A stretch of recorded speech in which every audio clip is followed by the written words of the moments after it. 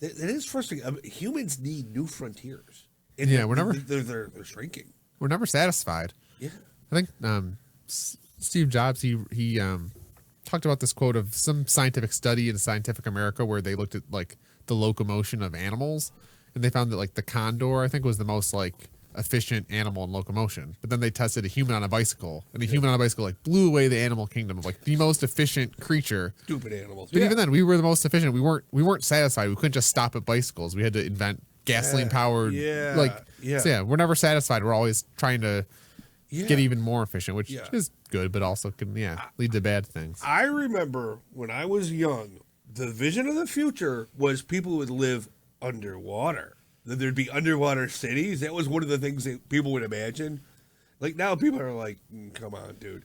But that was the vision. Like there'd be cities underwater, and that's where we're gonna. What happened with the flying cars? That was like I feel like that was an ambition of us for a while, and then we kind of just gave it up, and I think we settled for like the electric car. But we've given up on developing flying cars. Maybe we could pull it off with like the drone technology. I saw stuff on YouTube where there's a guy on a motorcycle that was flying, so maybe I have a little hope for it. But my father explained it to me like this: a car, there's two different engineering principles. Like say a hat and underwear have two different engineering principles. A car has to be heavy and stick to the ground. It has to be super heavy to move around. But a plane, something that flies, has to be light. So it's hard to really get the in between of that. You know, flying car. So, I don't know. That's one way of looking at it. Yeah, I guess it just seems. Yeah. That makes sense, but yeah, at the same time, it seems like that was so especially what you're saying with the drones. We could be doing it, right? We could have individual. Maybe we could, yeah. Why not a drone car with the just a drone with a person in it. Yeah. Because I think the whole car sharing. I think in the future, because I think one thing I'm disturbed by is how they build a car, they use it for 10 years, and they scrap it, and it just goes in a scrap heap. But this new, I think what the internet's allowing is kind of almost sharing economies of like you don't actually need a car, you need a ride.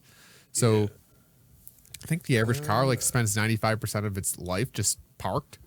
Okay. I think you're trying to seeing with Uber, but I think the future, and even when I was in Phoenix and I saw self-driving cars, I could see a future where there's just whether it's a public system of cars, but there's an army of cars that just go around giving people trips, and you summon a car because you don't need a car, you don't need to pay for oil changes. You literally just need to get from your house to work, and you're from work back. You don't need to.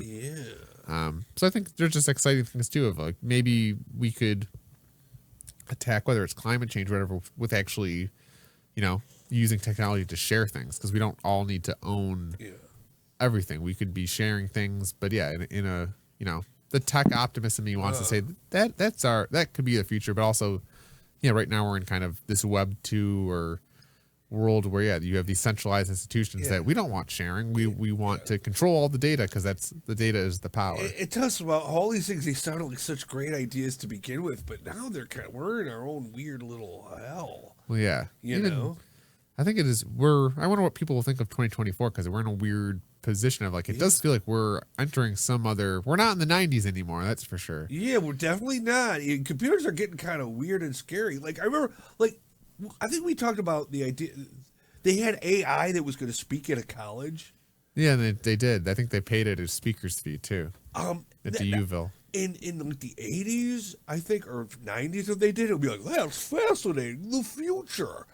But now it's like, F that. Well, yeah. That's where I think even I think there is a role for human beings because we are quirky and bizarre, and it's something that computers will have a hard time doing, even just coming up with creative ideas or being able to connect weird things. But I don't. Who knows? And I think the singularity. I think we talked about the singularity, the idea that when AI and computing chips all get at the same time are exponentially growing, we'll live in a world that will be radically different than the one we're inhabiting.